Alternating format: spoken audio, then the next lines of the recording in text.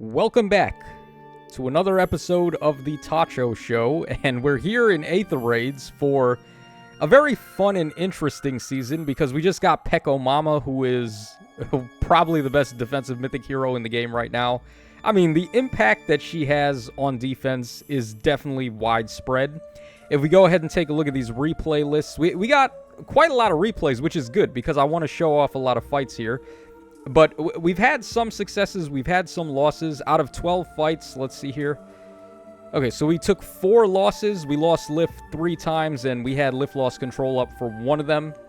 And then as far as wins go, we've got 8 wins here. So, pretty interesting stuff. Of course, Pekomama has one of the most insane C skills in the game right now, where she's giving Divine Nectar as a status. And then she also, once per turn, allows an ally to rally or use a reposition or any positioning assist skill and then move again. Similar to how this unit does it, Robin, Duo Robin, where she can rally or reposition and then move again.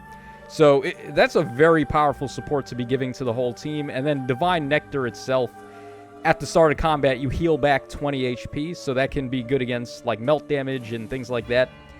Then you also have 10 points of flat DR in combat as well. So, yeah, what an absurd unit Pekomama ended up being.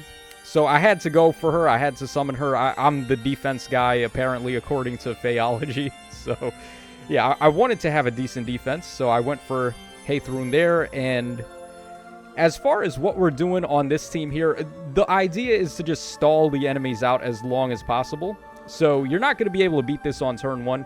Pekomama is supporting with, of course, her C skill. Then we also have Micaiah, who I have Breath of Life 4 on. And then it's not the easiest thing in the world to attack this Micaiah either, especially not when she has close counter. So there's only a select set of units that would be able to beat her. On top of that, after accounting for Divine Nectar, she just becomes even sturdier.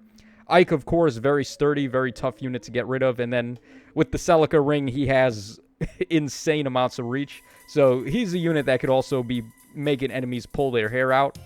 I have Kanto control on him right now. I could easily just give him Breath of Life 4. I actually have it learned on him right now. I've got a lot of stuff on him, actually. I have Panic Smoke 4, I have Fatal Smoke 4, and I have Breath of Life 4. So all possibly good options for him.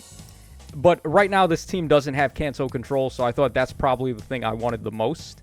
So I decided to go for that. But do we really need Kanto control in a situation where the enemies can't really, like, Gale Force you in one turn, or just, like, hit and run you either? Like, that's really where Kanto control comes into play. But with a team as bulky as this, it's not really as mandatory if they're not easily able to just, like, pick my units off one by one. So I'm going to have to think about that a little bit more on whether or not I want to give him a different C skill. But for now, Kanto control. Then, of course, King Freyr, because he cleanses penalties. And then also, on top of that, he is a pretty tanky unit himself. I've got Pavis on him because Pekomama, as if she's not doing enough, she also grants breath support to or no, she doesn't, but Seiros does. Seiros gives breath support now to allies in 3 rows and 3 columns after her remix. So they hit him once, and then he's got Pavis ready for the next hit, so he's pretty much safe. And he's just safe in general, honestly, with Divine Nectar support giving him start turn healing and all that stuff. So he should be fine. And what else is there? Okay, we have Duo Robin as well. A very mandatory unit, I would say, for defense teams because of the unpredictability with being able to rally or repo and move again. On top of that, the Hush Spectrum effect is very important. One of the only ways you can really mess with Ike here is by scowling him. So Robin's very important for that. But, you know, there's also, like, a couple of other things I was considering for this defense. Like, instead of Seiros, I'm really just running Seiros for the extra HP from the Blessing. And then also, I guess, the drive support on her C skill. But instead of Seiros, I was thinking maybe run, like, Brave Robin and then do this. So that Brave Robin hits Ike with Rally Spectrum, and then whenever he attacks, like, even if you're trying to scowl Ike with Robin or a unit that has scowl, it's not going to work. And then he still gets you with the Great Ether. I think, like, something like that would probably be better. And then just Rally Spectrum in general just gives us all stats of 5 anyway. So it kind of mitigates what we'd be getting from Seiros' drive and the breath effect. But in that same regard, I like having the extra stats from the Blessing, I think, is what I really wanted to go for when I chose Saros for this. But yeah, there's a lot of different things you can do right now. There's a lot of different units you could try out as well. Like, for example, the Summer Gold Mary, I think, is really good. Her weapon, of course, does the massive debuff to the enemy's attack based on her... I think it's 20% of her defense, which is crazy. You could really stack that high, too, in here, where you could get, like, defense blessings on some of these units. So, I don't know, man. There's, like, so many possible things you could do, but the main takeaway right now is that Gale Forcing has a really hard time breaking through walls like this. So, you don't have to worry about getting beat on one turn anymore, I don't think. And then also, hit and run is not really going to be able to break through this either. So, the real thing that you have to do is play like a Beatty style. I was running this for the most part. Well, I had this just to clap like scrubs. But then I had like an actual team like this one here. So, Robin, of course, for Hush Spectrum, so I could deal with enemy Ikes. And then you put Erica in the front with her ability to just like Vantage Sweep, and then we're protecting her from range attacks with Myrrh. So something like this. And then I also had one with Micaiah for other debuffs and also Breath of Life support. So yeah, right now, like, these were my two most used teams, pretty much. You want to try to bait and try to enemy phase as opposed to player phasing as we've been doing before. So we'll take a look at some replays now and just see how much of a tone shift defense has had. Let's take a look at some where we've KO'd multiple units. Let's take a look at this one here from Nietzsche.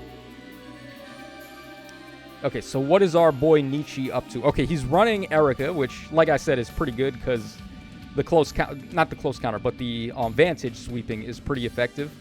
I have Hardy Bearing on Micaiah, but I should probably run it on somebody else.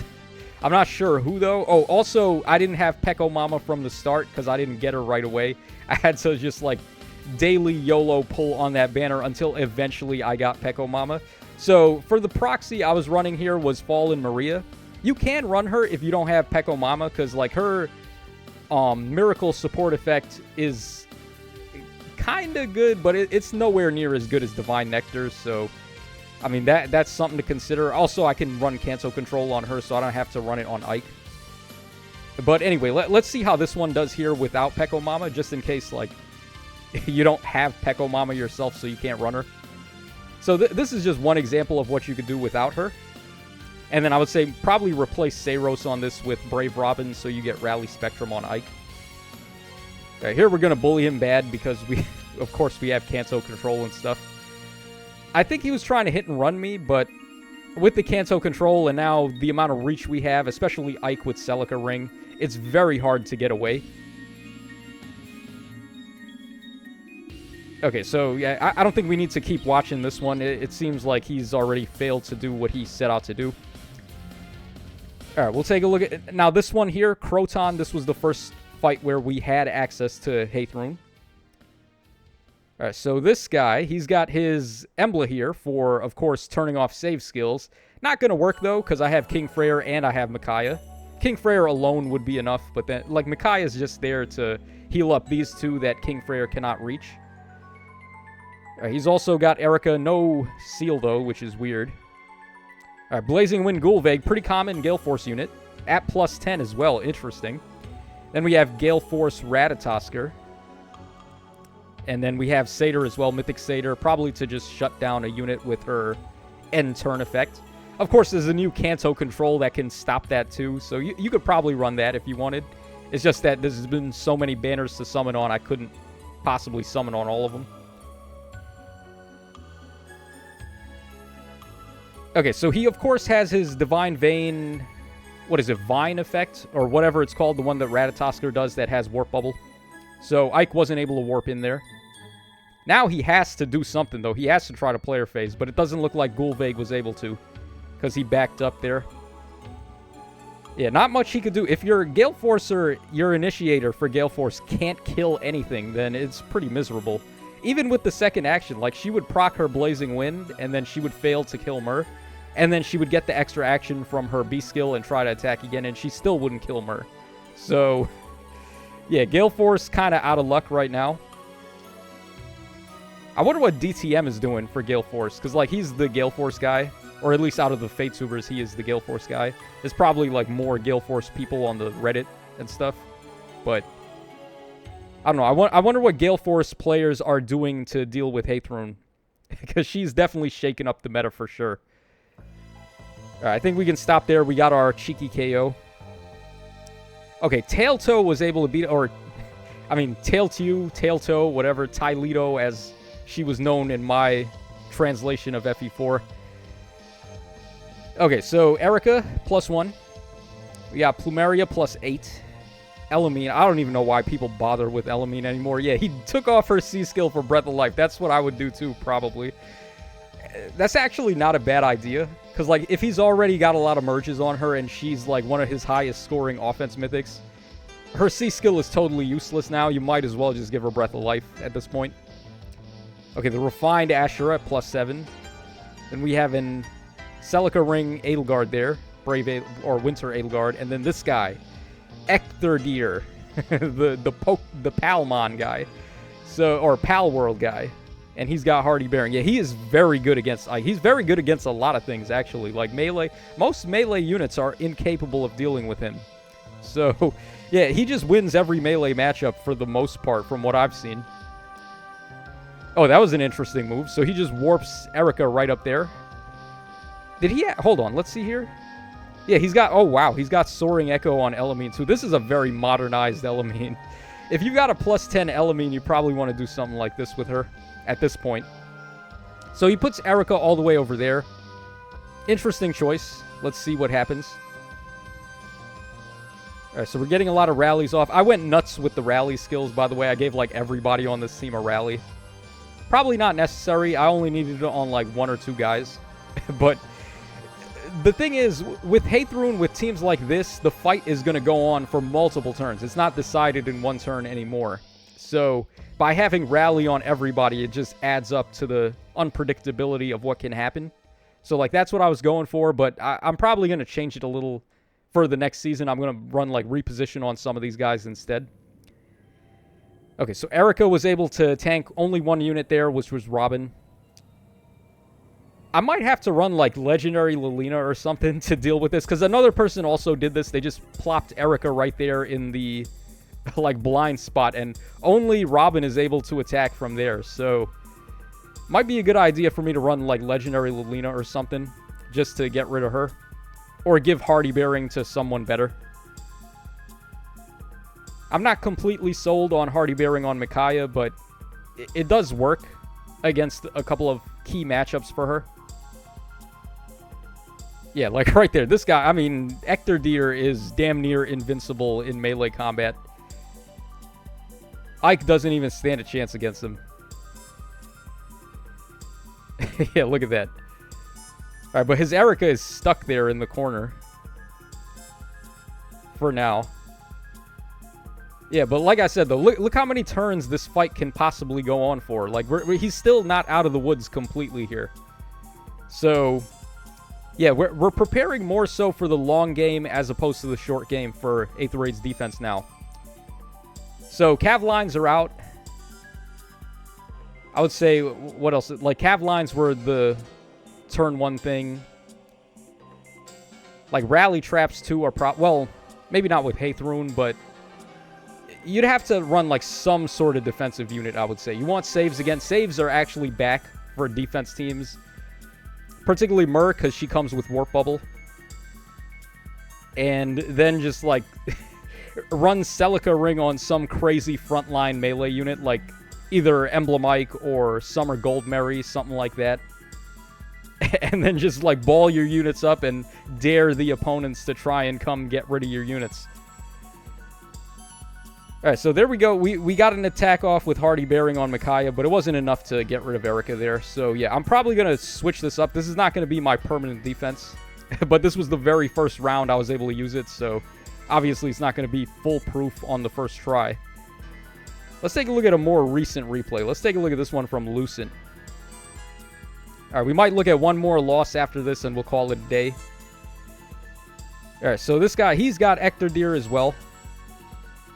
Then we have Dagger there for Gale Forcing as well as Pathfinder. Ratatosker. And we have Nerthu's very good Gale Forcer there. Also with the Beast Seal, very nice. And then one of the two queens of Gale Forcing, Sharena, followed by, of course, the Summer Gulveg. And then we have Plumeria there. Alright, so this guy's got some pretty offensive stuff here. Goes for the dance, and of course, Eikthyrdeer is, like I said, invincible damn near for melee combat. He wasn't able to kill Ike, but Ike wasn't able to kill him either. And then Sharena gets her extra actions, so now... Oh, I guess he surrendered, though, because he wasn't able to just... Sharena definitely wasn't going to beat Ike in this situation, and then also... Like, he's got too many units in harm's way at this point. So, yeah, he probably just jumped the gun a little. If I was him, I would have... I might have even just tried to bait Ike alone with Eikthyrdeer and, like, waited it out a little. And then afterwards try to Gale Force then. But I don't know. I'm not in his shoes. I shouldn't backseat Faye. Alright, we'll take a look at this loss. Let's see what happened here. Oh, look at all this. Okay, so he's got Eikthyrdeer as well. Then he's got Emblem Ike. And then he's got... Who's this again? Attuned Azura. We got Attuned Micaiah, of course, with Breath of Life support. And then we have Gatekeeper and Satyr. I'm not sure how much more useful either of the Satyrs are going to be for, like, offense anymore with Kanto Curb being a thing now. Alright, but when in doubt, just, like, toss Ike in harm's way. He can pretty much deal with anything. Oh, you know it's going to be interesting, too? The next Chaos season where we can run Pekomama is going to be interesting.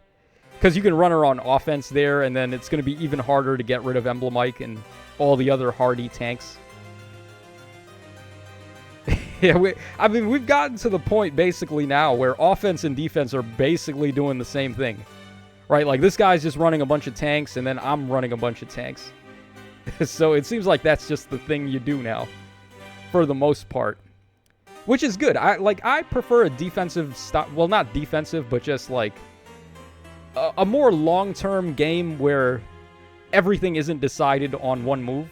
Like, where you have to actually play the game for multiple turns and make multiple good moves and stuff like that.